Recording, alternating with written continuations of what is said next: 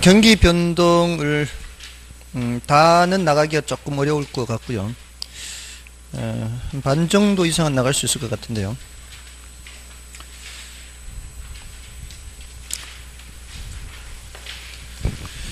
자, 지금 오늘 하고 있는 것이 자, 수요 공급을 했고요.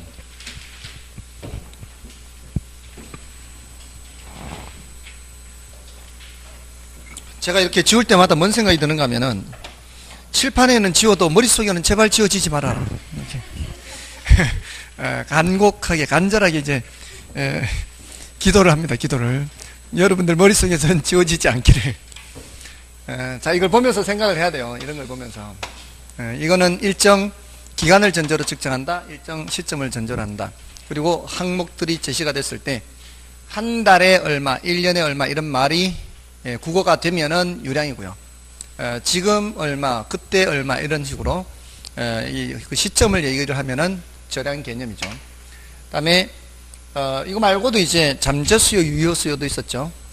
우리는 유효 수요로 측정을 하고요. 그리고 수요량 변화, 수요 변화, 공급량 변화, 공급 변화에서는 그 재화의 가격이 변하면 수요량 변화 또는 공급량 변화, 그 재화의 가격 외의 요인이 변하면 수요 변화 또는 공급 변화인데, 그 가격 외의 요인이 수요 변화 요인인지 공급 변화 요인인지 그걸 구별을 해야 되고요. 그죠? 여기 공급 변화 요인에 제일 자주 등장하는 게 생산 요소 가격, 생산 기술 수준 이런 것들이에요. 그 외에 소득, 관련재 가격, 인구, 기호 이런 것들은 수요 변화 요인입니다. 자, 근데 그 중에서도 소득과 관련재 가격이 난이도가 좀 더 높다고요. 주의를 해야 되는 거죠. 근데 그나마 소득은 좀 덜 어렵죠. 소득하면 머릿속에 뭐가 함께 연상이 돼야 된다고요? 소득하면 정상재, 열등재가 자동으로 나오도록 기억을 해야 된다고요. 자꾸 연습을 해야 돼요. 소득하면 머릿속에 자동으로 또 올라야 돼요. 정상재, 열등재 이렇게. 관련재 가격 하면은 대체재, 보완재 이게 함께 연상이 되도록 훈련을 해야 돼요. 계속. 그래서 드라마 같은 거 보지 마시고 이거 하시라고 공부할 동안은. 아시겠죠? 기왕에 할 거 1년 만에 싹 끝내는 게 좋잖아요. 그럼에도 불구하고 또 오늘 가서 또 흑기사 보고 막 이래. 흑기사 언제 하는 거예요? 저도 몰라요. 모르는데 뭐 누가 얘기하는 것 같더라고요. 뭐 흑기사가 뜨고. 그래서 그냥 찍어봤어요. 자, 아무튼 자, 요게 이제 중요해요. 그 다음에 이제 균형의 결정과 이동했고요. 그러니까 이 타이틀만 보고도 내용이 어느 정도는 생각이 나도록 자꾸 연습을 하시라는 얘기예요. 균형이 결정되는 거는 수요량과 공급량이 같은 거죠.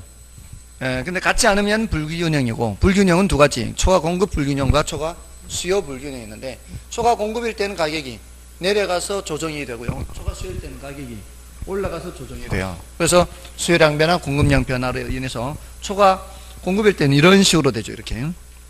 초과 수요일 때는 이렇게 해서 균형점으로 오는 거예요. 균형이 달성되면은 더 이상 다른 요인이 변하지 않는 한은 그대로 유지가 되는데, 그 다른 요인, 가격 외의 요인이 변하면 수요 곡선이 이동하거나 공급 곡선이 이동하죠.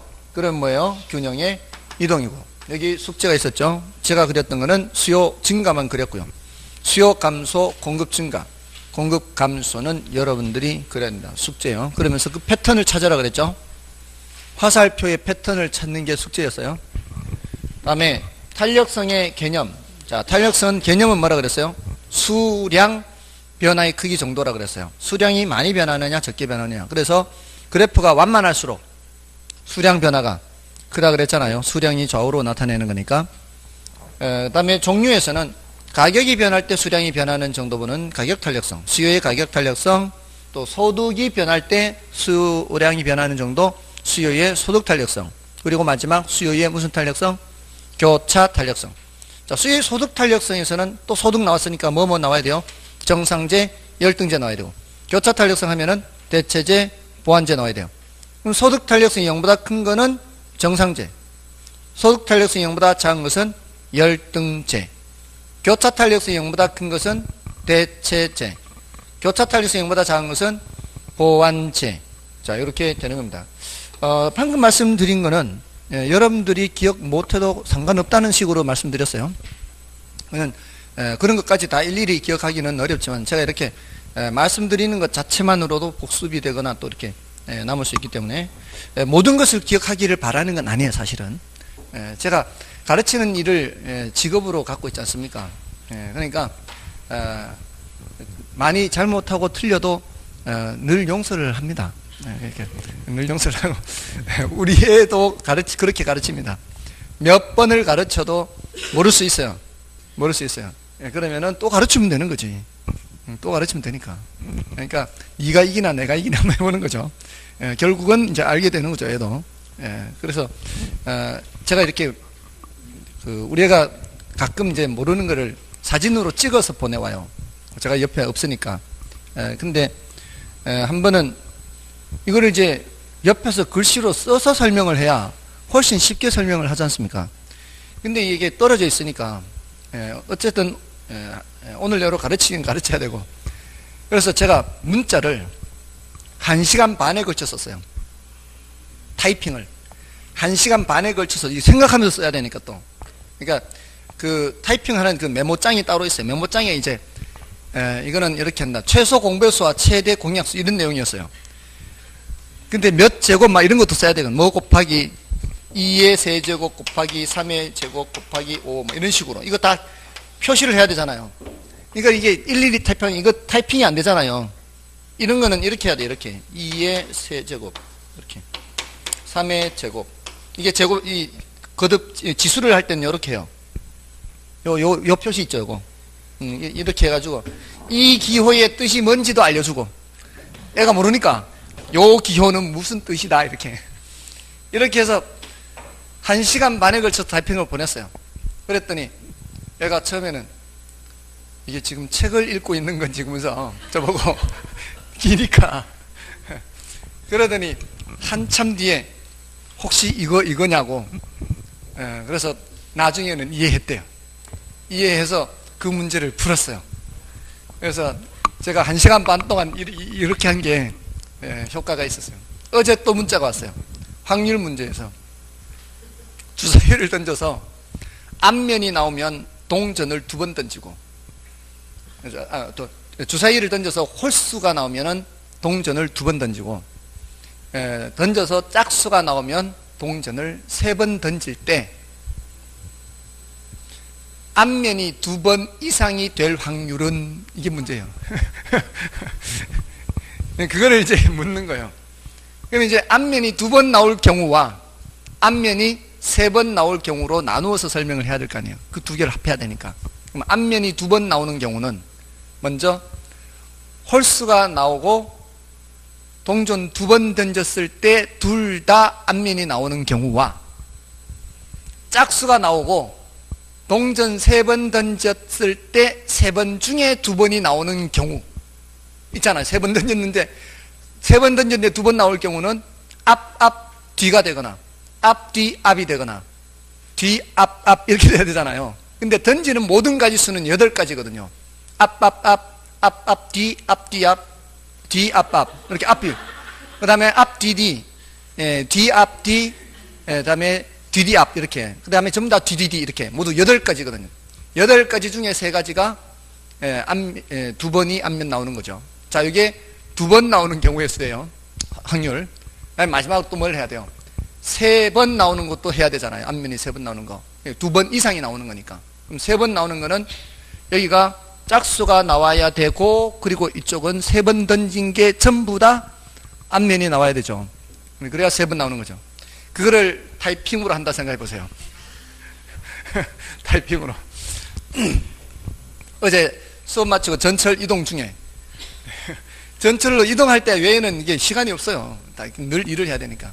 그래서 또 길게 해가지고 보냈더니만 허탈하게도 간단한 건데 몰랐네.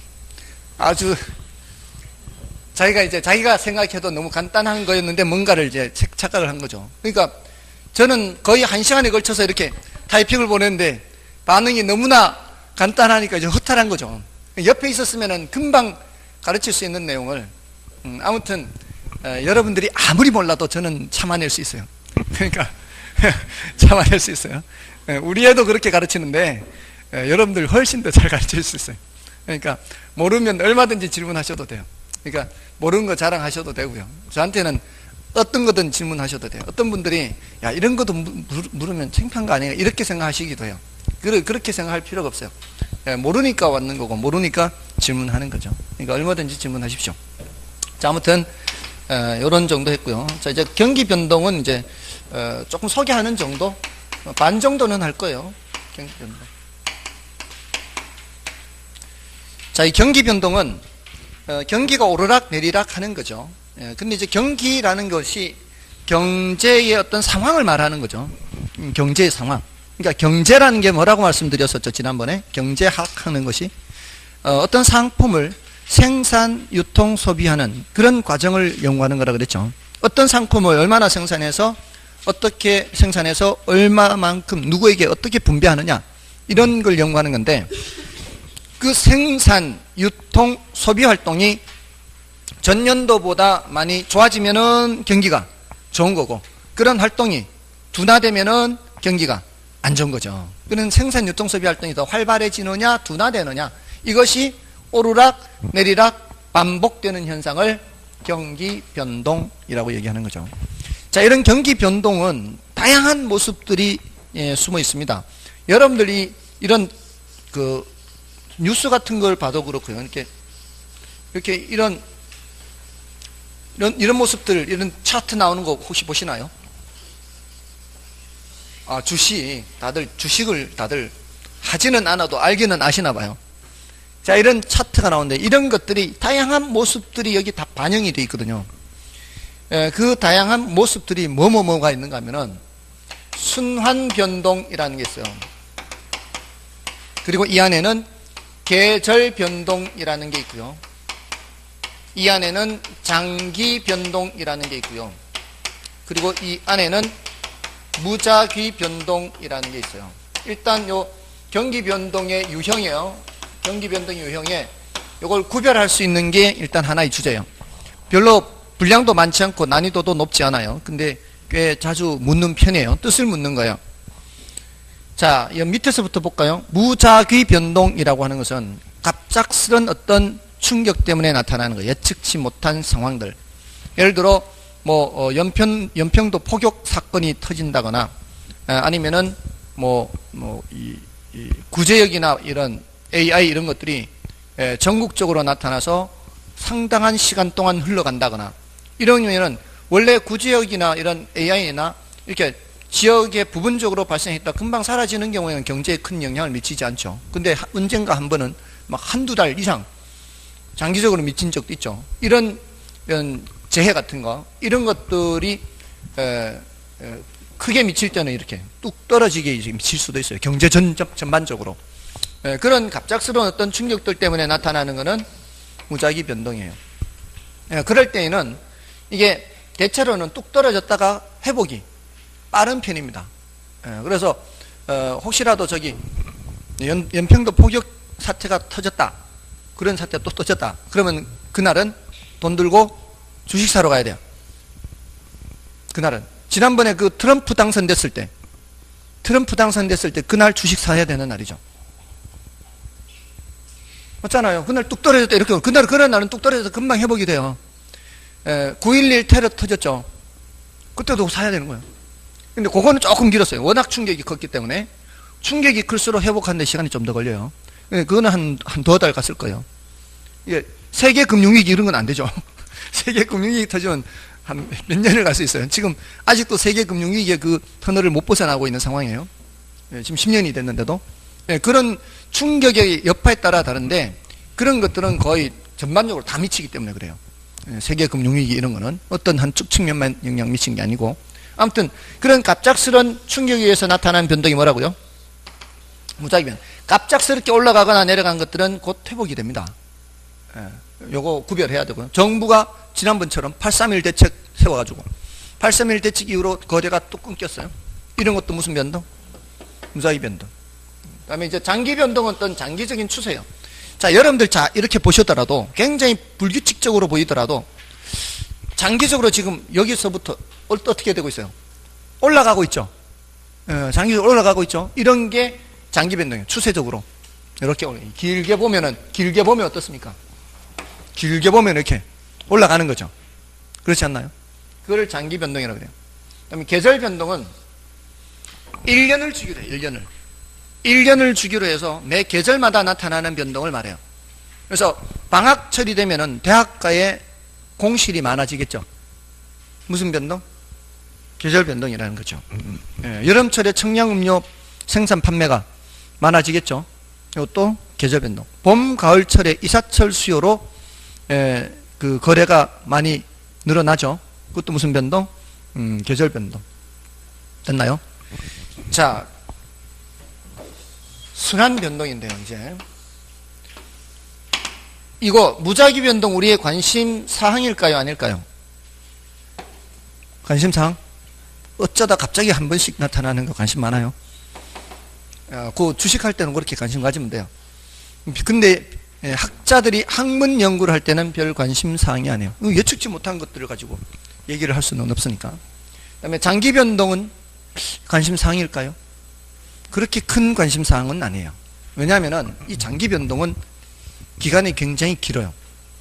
일반 경기에서 장기 변동은 거의 100년 가까이 됩니다. 지금 현재 우리 전 세계가 겪고 있는 이 경기 불황은 80년 만에 나타난 거거든요. 1929년도에 대공황이 있었죠. 대공황이 시작됐죠. 그게 29년도에 시작돼서 한동안 침체를 겪다가 올라왔잖아요. 근데 그 1929년 이후 80년 만에 2008년도에 다시 침체를 겪고 있는 거예요. 그러니까 지금 현재는 이 전체 이 장기적으로 봤을 때는 침체 구간을 가고 있습니다. 그러니까 어떻게 보면은 현재 지금 우리 살고 있는 현대인들은 불행한 시대를 살고 있는 거라고 볼 수 있죠. 장기적으로 봤을 때는 침체기를 겪고 있으니까. 자, 그러니까 80년에서 100년, 120년 이렇게 가는 긴 거는 우리가 일생을 겪어봐야 한번 겪을까 말까 하는 거란 말이에요. 이런 것들은 주된 관심이 아닌 거죠. 다음에 계절 변동 주된 관심일까요, 아닐까요? 이것도 주된 관심이 아니에요. 예를 들어서 자, 청량음료 판매 생산과 판매량이 10월 들어서 줄어들었어요. 9, 10월 들어서 7, 8월보다 줄어들었어요. 자, 이게 경기가 안 좋아졌다라고 할 수 있을까요? 왜요? 계절 요인 때문에 줄어든 거죠. 자, 그러면은 정말로 경기가 안 좋아져서 줄어들었을 수도 있잖아요. 그럴 수도 있지 않나요? 정말로 경기 안 좋아서 줄어들었을 수도 있는데 어떻게 판단을 해야 될까요?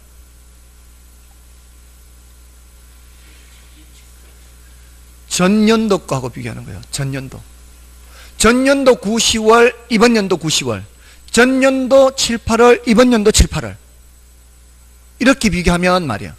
전년도에도 여름철이니까 청량음료 생산 판매가 좋았을 것이고 이번 연도도 7, 8월 청량음료 판매 생산 판매 좋았을 거 아니에요. 전년에 비해서 이번 연도가 7, 8월이 더 늘었다. 그러면 경기가 좋아진 거죠. 9, 10월도 전년도보다 이번 연도가 더 늘었다.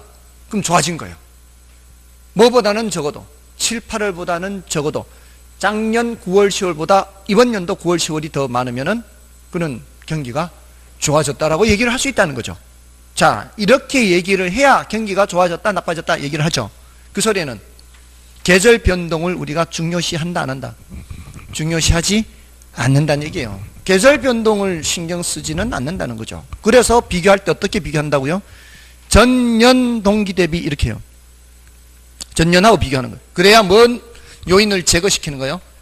계절 요인을 제거시키는 거예요.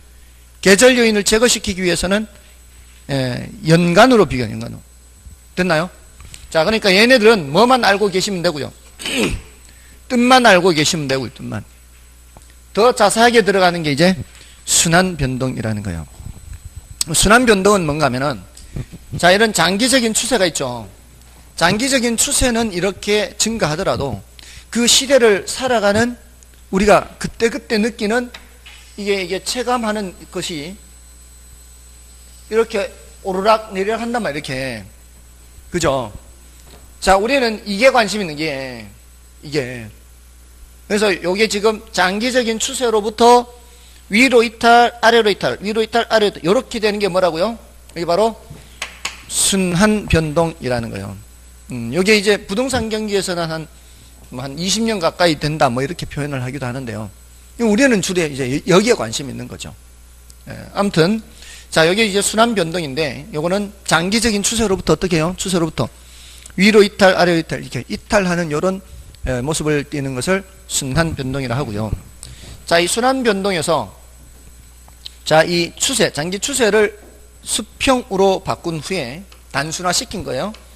위로 이탈, 아래로 이탈을 이렇게 나타내면은, 여기서부터 여기까지가 하나의 주기라 그래요, 주기. 자, 이런 용어들을 익혀야 돼요, 주기. 그 다음에 요 위에 요 점을 정점, 여기를 저점이라 그래요. 정점, 여기는 저점. 그 다음에 여기 이제 주기죠. 정점과 저점 사이에 높이 있죠. 요거를 진폭이라고 해요, 진폭. 그래서 주기, 진폭, 정점, 저점 이렇게.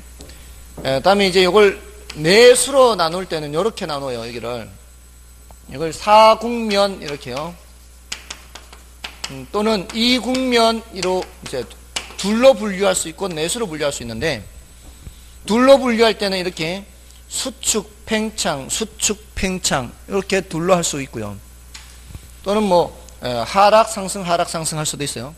근데 내수로 분류를 할 때는 여기를 상향시장 그래요. 상향시장.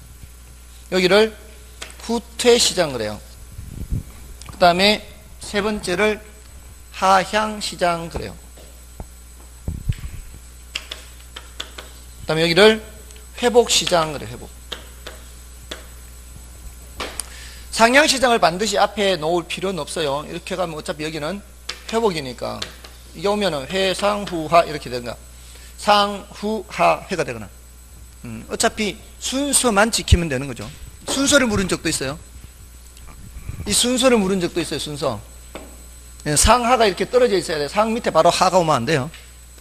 상 바로 뒤에 하가 오면 안 되고.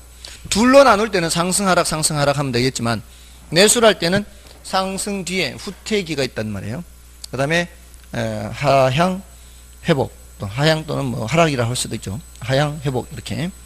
자, 일단 용어를 익혀야 되겠죠. 자, 일단 요 정도예요. 그래서 95쪽이 지금 경기 변동의 개념에서 그 말씀을 드리고 있고요. 그 경기 변동의 유형에 순환 변동, 장기 변동이 있는데, 일단 뜻은 이렇게 아까 말씀드렸듯이 알아두시고요. 그 용어 있죠. 95쪽에 용어를 체크를 하십시오. 자, 넘어가시고요. 넘어가 보세요. 넘어가시면 96쪽에 예제가 있죠.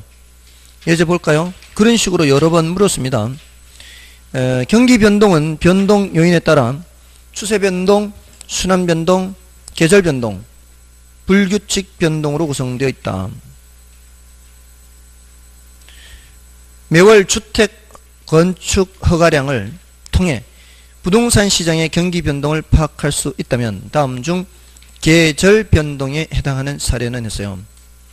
자, 1번에 가격 거품으로 건축 허가량이 급격히 증가했대요. 가격 거품이 발생한 원인이 뭐냐에 따라서 좀 달라질 수 있거든요. 근데 그 원인이 뭐냐에 따라 뭐 무작위 변동이라든가 또는 다른 변동 할 수도 있지만, 그렇지 않다면은 이게 순환 변동의 일종으로 볼 수 있어요. 어차피 이 자본주의 사회가 이렇게 오르락 내리락 하거든요. 원래 어떤 물건의 가치가 있는데 그 가치보다 너무 높게 평가되고 너무 저평가되고 오르락 내리락 해요. 이거는 최소한 뭐는 아니라는 걸 알 수 있어요. 계절 변동이 아니라는 건 알 수 있죠. 그 다음에 일시적인 정부 규제 완화로 건축 허가량이 증가했대요. 무슨 변동? 이건 무작위 변동인 거죠. 그 다음에 건축 허가량의 전년 동기 대비 증가율이 지난 5월을 정점으로 하여 후퇴기로 접어들었다. 정점, 후퇴 이런 말은 어디 있는 거예요? 순환 변동이 있는 용어들이죠. 다음에 경제 성장으로 건축 허가량이 지속적으로 증가하고 있다. 경제 성장, 지속적 증가 이런 표현들은 장기적 변동, 추세 변동을 뜻하는 겁니다. 그 다음에 매년 12월에 뭐라고 되어 있어요? 매년 12월이라고 되어 있죠. 뭐 올해뿐만이 아니라 작년, 재작년 이런 시기란 얘기잖아요. 이게 바로 뭐라고요? 계절 변동이죠. 별로 어렵지 않죠. 예, 그렇게 난이도가 높지는 않습니다. 자, 오른쪽 페이지로 가시면 이제 부동산 경기 변동 해서 거기 의의를 보시면 부동산 경기 변동 하면은 이제 부동산 분야죠. 일반 경기 분야 말고요. 부동산 경기, 부동산 분야입니다. 자, 여기에서는 건축 경기가 있고요. 토지 경기가 있는데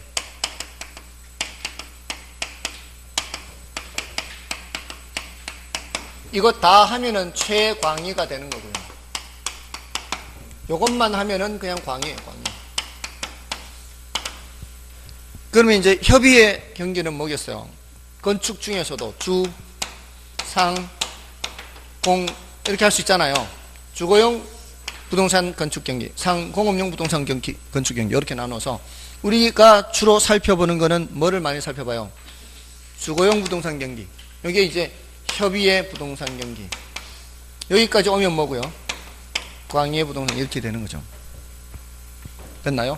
이게 건축 경기니까 건축 경기를 주상공으로 나누면 여기에 협의, 주상공 다 하면은 광의, 그다음 토지까지 다 하면 최광의. 됐습니까? 맞나요? 보고 있죠? 딴 데 갔다 온 거 아니죠? 자, 그 다음에 부동산 경기 변동의 측정 지표라는 게 있죠. 자, 그 측정 지표는 그렇게 많이 출제된 거는 아니에요, 사실은. 그 3번이라고 돼 있어도 그 3번이 그냥 지문으로 이렇게 등장한 정도, 이런 건데요. 이게 뭔가 하면 이거예요. 여러분들 지금 경기가 좋은지 나쁜지 뭘 보고 판단해요? 여러분들은? 뭘 보고 판단하시죠? 경기가 좋은지 나쁜지를? 다들 그냥 안 좋다고 하니까? 아니면 장사가 안 되니까?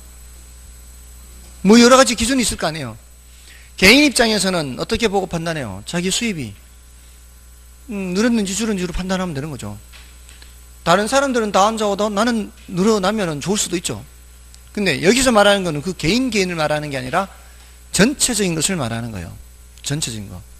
그래서 일부 생산이 더 늘어나서 경기가 좋은 그런 업종도 있을 수도 있어요. 근데 우리는 전반적으로 살펴보는 거거든요. 근데 그걸 판단하기에 뭘로 하느냐 말이죠. 사람들이 근데 참 똑똑해요. 엄청 똑똑해요. 지금 경기가 안 좋은지 좋은지를 그날 바로바로 알 수 있어요. 그날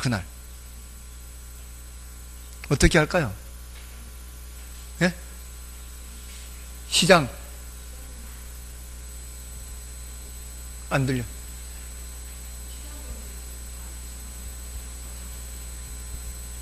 근데 그게 그 시장 경제에서 보통 개인들이 느끼는 것이 그게 집계가 돼야 되는데, 예? 그러니까 그런 것들을 어떻게 집계를 하느냐고요. 그날 집계를 하는 거잖아요. 예? 그러니까 아무튼 그런 말씀 들으면 다 맞는데 과연 어떻게 집계를 하냐면 그날 그거를 뭘 보고 하는가 하면 일반 경기에서는, 그러니까 부동산 쪽 말고요. 일반 경기에서는 그날 산업 전력 수요량 보고 알 수 있어요. 산업 전력 수요량이 그날 집계가 다 돼요. 그러니까 여러분들 한겨울이나 한여름에 보면 전력 수요가 너무 많으니까 냉난방기 좀 자제해 주세요 막 이렇게 홍보하잖아요. 그걸 다 보고 있다고요. 그날 전력 수요량을 다 보고 있어요. 그날 그래서 막 전력 수요량이 계속 올라가면은 야 이거 산업용하고 가정용하고 이렇게 올라가는 게 보이잖아요. 그 산업 전력 수요량이라는 게 뭐겠어요? 공장에서 가동하고 기계 가동하고 이런 상가에서 이런 전기 사용하고 이러니까 그게 올라가는 거 아니에요. 근데 그 산업 전력 수요란 말이에요. 산업 전력 수요가 사상 최대치를 기록했다. 또는 전년 동기 대비 이번에 훨씬 더 늘었다. 이거 보고 뭘 알 수 있는 거예요? 아, 기계가 많이 돌아가는구나. 상가 많이 지금 활동하고 있구나. 그거 보면 뭘 알 수 있는 거예요? 지금 경기가 오늘 경기가 이런 거를 그날 바로 아는 거예요. 사람들 똑똑하지 않나요? 정말 똑똑하죠. 지금 구체적으로 어떤 상품이 얼마나 생산되는지는 몰라요. 구체적으로. 맞잖아요. 그냥 전기 쓰는 것만 알 뿐이지. 그렇지만 그것이 뭐를 나타내는 걸 미루어 짐작할 수 있는 거예요. 아, 활동이 활발하다는 것을 미루어 짐작하는 거죠. 정말 똑똑한 거예요. 그렇지 않나요? 자, 이런 지표를 동행지표라 그래요. 동행지표. 지금 현재 상태를 알려주는 거거든요. 그런 걸 동행지표라 그래요. 지표. 동행지표. 자, 그건 이제 일반 산업에서, 일반 경기에서 동행지표가 바로 이런 전력 수요량 같은 거예요. 근데 우리 부동산 쪽에서는 지금 건축되고 있는 걸 보는 거예요. 건축되고 있는 거. 건축량을 보는 거예요. 그리고 거래량. 예, 각 지역별로 중개사무소에 거래돼서 이렇게 신고하는 거 있잖아요. 거래 신고하면 그 신고가 다 집계가 되죠. 예, 그런 것들을 보면은 아, 얼마나 거래됐구나 이걸 알 수 있죠. 근데 그날은 안 되는 거죠. 이거는 그날은 안 되더라도 비교적 최근의 거는 좀 알 수가 있죠. 그러니까 동행지표라고 볼 수 있어요. 근데 미리 예측하게 해주는 거를 선행지표라 그래요. 선행지표를 알면은 아, 이렇게 되겠네를 알 수 있거든요. 그게 뭔가 하면은 바로 건축 허가량이에요. 자, 이번 달에 허가가 많이 됐다는 얘기는 앞으로 많이 짓겠구나 알 수 있죠. 그 다음에 공실 같은 것도 마찬가지예요. 지금 공실이 많아요. 공실이 많으면 앞으로 잘 짓지 않겠구나를 생각할 수 있겠죠. 또 택지 분양 실적이 또 선행지표예요. 택지 분양 하면은 그건 앞으로 많이 지을 거라는 얘기잖아요. 분양을 많이 했다는 얘기는. 자, 그래서 그런 게 선행지표고, 후행지표는 이제 완공형해서 우리 교재에 있죠. 그 97쪽의 표에, 97쪽의 표에 선행지표, 동행지표, 후행지표에서 맨 오른쪽에 그 예들을 몇 가지 기억하시면 되고요. 자, 넘어가셔서. 자, 건축량, 거래량, 가격 변동 이런 말도 있죠. 98쪽에 부동산 건축량, 그다음에 거래량, 가격 변동 하는데 건축량은 오른쪽에 공급 지표라고 되어 있고요. 거래량은 오른쪽에 수요 지표라고 되어 있고요. 가격 변동은 오른쪽에 보조 지표라고 되어 있죠. 자, 요 세 가지를 묶어서 종합적으로 측정해야 돼요. 종합적으로. 어느 하나만 보면 안 되고요. 세 가지를 묶어서 종합적으로 측정해야 돼요.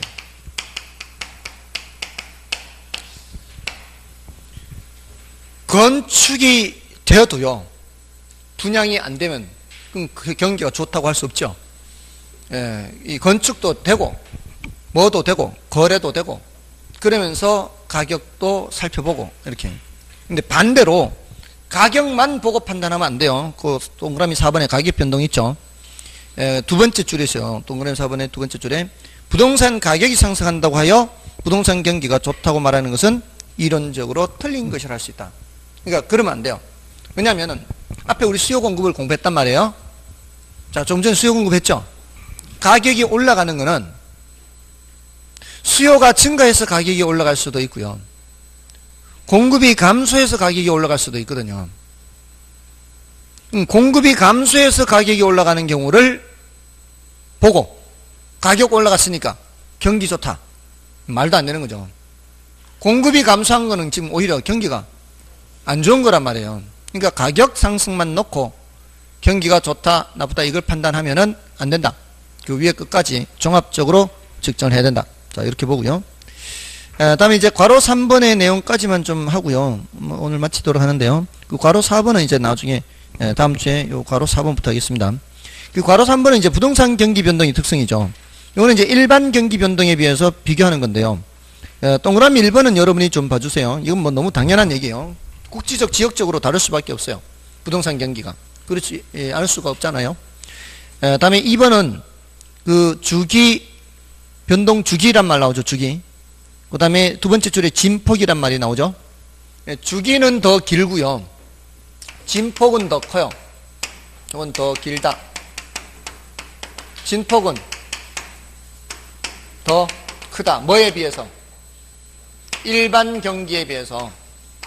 그렇게 하시면 되고요. 그 다음에 3번은 이건 뭐 당연한 얘기인데요.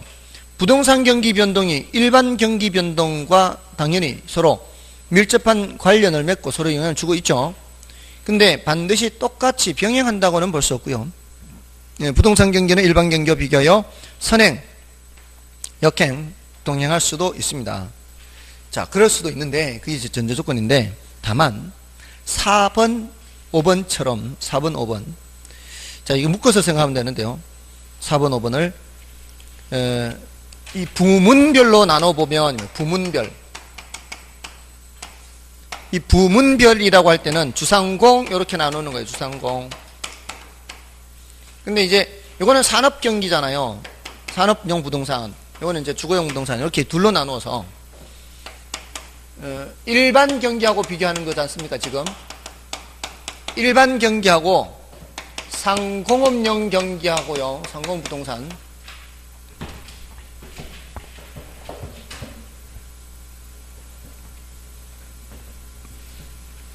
얘네들은 함께 가는 경향이 있어요. 함께.